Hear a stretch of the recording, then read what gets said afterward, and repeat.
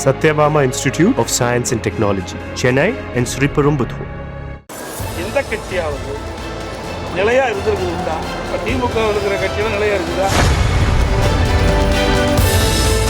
இது அரசியல் சூழ்நிலைக்கு தக்கவாறு மாற்றங்கள் இருக்கும். பாஜகவுடன் இப்போதும் கூட்டணி இல்லை, எப்போதும் கூட்டணி இல்லை என மேடைக்கு மேடை வாய்க்கு வந்தபடி வீர வசனம் பேசிவிட்டு அமித்ஷா வீட்டில் 2 மணி நேரம் ரகசியமாக மீட்டிங் நடத்தி புரியாத புதிர் போடும் எடப்பாடி பழனிசாமியின் மனக்கணக்கு பலிக்குமா என்பதுதான் தற்போது அரசியல் களத்தில் இருக்கும் ஒட்டுமொத்த எதிர்பார்ப்பே. மகா சிவராத்திரிக்கு கோவைக்கு வந்த அமித்ஷாவை எஸ்பி வேலுமணி தனியாக சந்தித்து பேசியது தொடங்கி எஸ்பி வேலுமணி வீட்டு திருமணத்தில் பாஜக தலைவர்கள் பங்கேற்றதில் இருந்து மீண்டும் அதிமுக பாஜக கூட்டணி அமைகிறதா என அரசல் புரசலாக பேசப்பட்டு வந்த நிலையில் தற்போது எடப்பாடி பழனிசாமியின் டெல்லி பயணம் யூகங்களை உறுதிப்படுத்தி இருக்கிறது. டெல்லிக்கு சென்று வந்த இபிஎஸ் தமிழகம் சார்ந்த பிரச்சனைகளுக்கு தீர்வு காண வலியுறுத்தியதாக பக்கமாக வாசித்தார். டெல்லிக்கு சென்றதும் செய்தியாளர்கள் கேட்டபோது கூட அமித்ஷாவை சந்திக்க வரவில்லை என கூறிவிட்டு சென்றார். ஆனால் அதற்கு முற்றிலும் முரணாக தாம் சொன்னது பொய் என நிரூபிக்கும் வகையில் 2 மணி நேரத்திற்கு மேலாக அமித்ஷாவை சந்தித்து பேச்சுவார்த்தை நடத்தியதும் கவனிக்க வைத்திருக்கிறது. அமித்ஷாவை சந்தித்த எடப்பாடி பழனிசாமி கூட்டணி குறித்து எதுவும் பேசவில்லை என மறுத்தாலும் கூட அதிமுக வட்டாரத்தில் கூட்டணி பேச்சுவார்த்தை நடந்ததாக தகவல் தெரிவிக்கப்படுகிறது.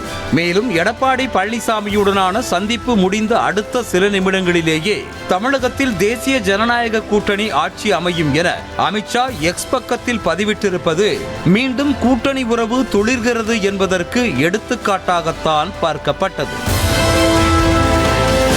இந்த நிலையில் மீண்டும் அதிமுக பாஜக கூட்டணி அமைய வேண்டும் என்றால் பல கண்டிஷன்களை இபிஎஸ் போட்டதாக கூறப்படுகிறது. தமிழ்நாட்டில் அதிமுக தலைமையில்தான் கூட்டணி அமைய வேண்டும் என்றும் கூட்டணியில் எந்தெந்த கட்சிகள் இடம்பெற வேண்டும் என்பதை இறுதி செய்வது கூட்டணி கட்சிகளுக்கான தொகுதி ஒதுக்கீடு முடிவை அதிமுக தான் எடுக்கும் என நிபந்தனை விதித்த எடப்பாடி பழனிசாமி கட்சியில் இருந்து நீக்கப்பட்ட ஓபிஎஸ், சசிகலா, டிடிவி தினகரன் ஆகியோரை நிச்சயமாக கூட்டணியில் இடம்பெற அனுமதிக்க முடியாது எனவும் கராராக தெரிவித்ததாக சொல்லப்படுகிறது.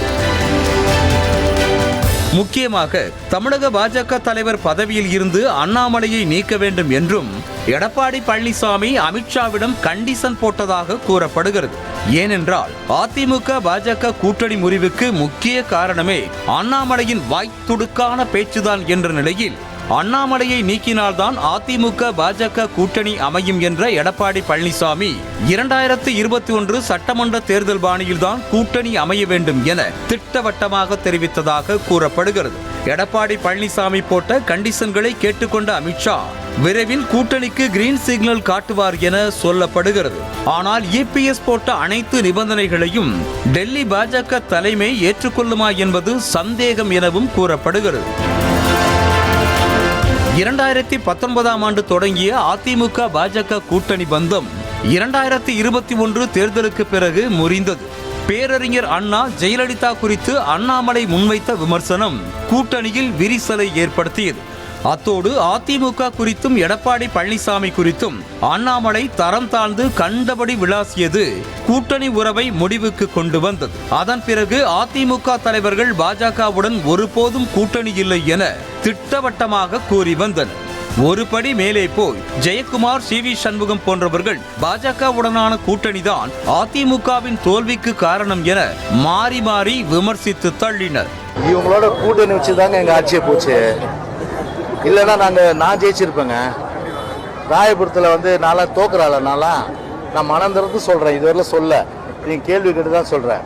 அப்போவே என்கிட்ட சொன்னாங்க, என்ன சொன்னாங்க, சார் பிஜேபி கழட்டி விட்டு வந்துடுவேன். நான் சொன்னேன், வேஸ்ட் லக்கேஜ் தான், வேறு என்ன பண்ணுறது, சமயம் வரும்போது கழட்டி விட்டுரும், நீங்கள் கவலைப்படாதீங்கன்ற.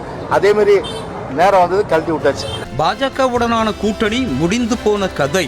இனிமேல் அதை பற்றி பேசவே தேவையில்லை.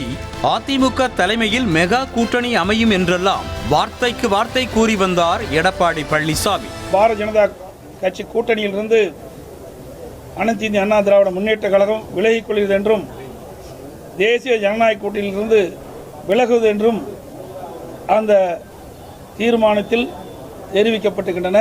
அதன் அடிப்படையில் அந்த பாரதிய ஜனதா கட்சியின் கூட்டணியிலிருந்து அனைத்து இந்திய அண்ணா திராவிட முன்னேற்ற கழகம் தேசிய ஜனநாயக கூட்டணியிலிருந்து விலகிவிட்டது. ஆனால் சமீப நாட்களாக மட்டும் பாஜகவுடன் கூட்டணியா என்ற கேள்விக்கு எந்த மறுப்பும் தெரிவிக்காத எடப்பாடி பழனிசாமி கூட்டணி குறித்து தேர்தல் நேரத்தில் முடிவெடுக்கப்படும் என மழுப்பி வருகிறார். அந்த வரிசையில் டெல்லி பயணத்திற்கு பிறகு எந்த கட்சியாவது கூட்டணியில் நிலையாக இருந்திருக்கிறதா என எடப்பாடி பழனிசாமி எழுப்பிய கேள்வி அதிமுக பாஜக கூட்டணியை நோக்கி நகர்கிறது என்பதற்கான சமிக்ஞையாகவே பார்க்கப்படுகிறது. நாடாளுமன்ற தேர்தலுக்கு பிறகு நடைபெற்ற பொதுக்குழு கூட்டத்தில் பிஜேபியுடன் கூட்டணி இல்லைன்னு சொல்லி நீங்க தெரிவிச்சிருந்தீங்க. அந்த நிலைப்பாட்டில் உறுதியா இருக்கீங்களா? அதாவதுங்க, கூட்டணி தான் நான் ஏற்கனவே சொல்லுவேன், பல முறை உங்களுக்கு சொல்லியிருக்கேன். எந்த கட்சியாவது நிலையா இருந்திருக்குது உண்டா? இப்போ திமுக இருக்கிற கட்சியெல்லாம் நிலையா இருக்குதா? இருக்க போகுதா?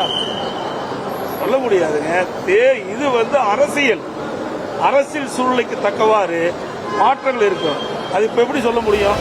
பாஜக கூட்டணியில் இருந்து வீராப்பாக வெளியேறிய அதிமுக மீண்டும் பாஜகவை நோக்கி நகர்வது அந்த கட்சியின் எதிர்காலத்திற்கு எப்படி உதவும் என்பது இன்னும் கேள்விக்குறியே. அதிலும் கடைசி வரைக்கும் அமித்ஷாவுடனான சந்திப்பை வெளிப்படையாக சொல்ல மறுத்து சஸ்பென்ஸ் வைத்ததால் எடப்பாடி பழனிசாமி மீது விமர்சனமும் எழுந்திருக்கிறது. அதிமுக பாஜக கூட்டணி கணக்கு பாதி கடலை தாண்டி இருக்க ஏப்ரல் மாதத்திற்கு பிறகு கரை சேரும் அறிவிப்பு வெளியாகும் எனவும் தகவல் வெளியாகியிருக்கிறது. Satyabama Institute of Science and Technology, Chennai and Sriperumbudur.